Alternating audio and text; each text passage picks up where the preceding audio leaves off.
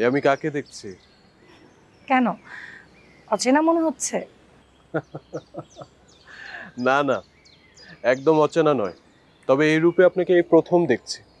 অনেক সুন্দর লাগছে আপনাকে, একদম চোখ আটকে যাচ্ছে। কেন, অন্যদিন আমাকে সুন্দর দেখায় না? যে সুন্দর তাকে তো সুন্দর দেখাবেই। চাঁদ তো একটাই, তবে আমাবস্যার চাঁদ আর পূর্ণিমার চাঁদের মধ্যে তো ফারাক আছে, ভেবে দেখেন। আজকে আপনাকে পূর্ণিমার চাঁদের মতো দেখাচ্ছে, জ্যোৎস্নার চাঁদের মতো আপনার সৌন্দর্য ঠিকরে বেরোচ্ছে। প্রশংসা শুনতে সবারই ভালো লাগে, মিথ্যে বলবো না, আমারও আপনার কথা শুনতে খুব ভালো লাগছে। এত সেজে গুজে এসেছেন, কোথাও যাওয়ার কি প্ল্যান আছে নাকি এখানে আপনার শেষ গন্তব্য?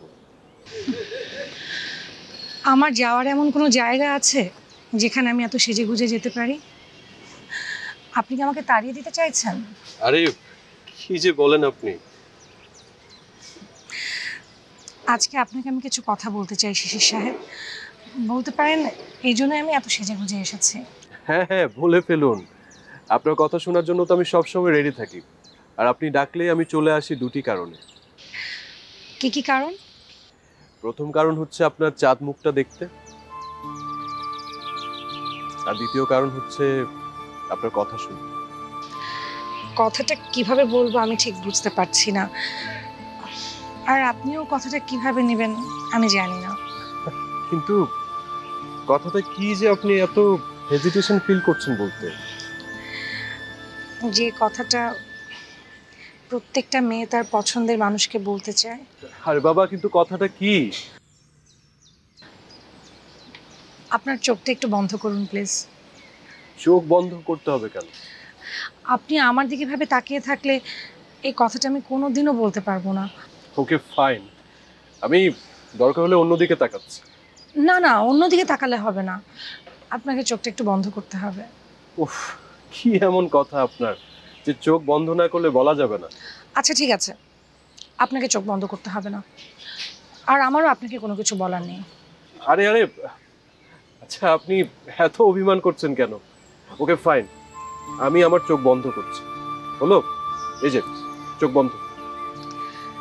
শিশির সাহেব, হুম?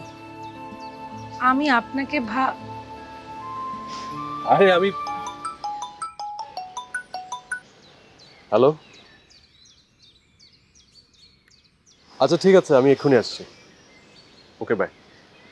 Anika, I am very sorry, আমার অফিসে এখনই যেতে হবে। আপনার কথাটা আমি পরে শুনবো। ওকে, টেক কেয়ার।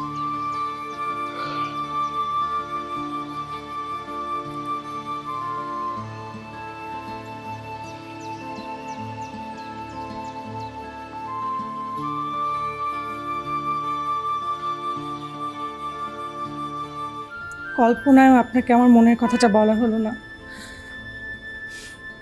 আর বুঝি কোনোদিন বলাও হবে না। এরা যেভাবে আমাকে কষ্টে রেখেছে আমি হয়তো আর বেঁচেই ফিরবো না। নিয়তি কি কঠিন, তাই না? মনের কথাটা আপনাকে বলে যেতে পারলাম, আমি মরেও শান্তি পাবো না।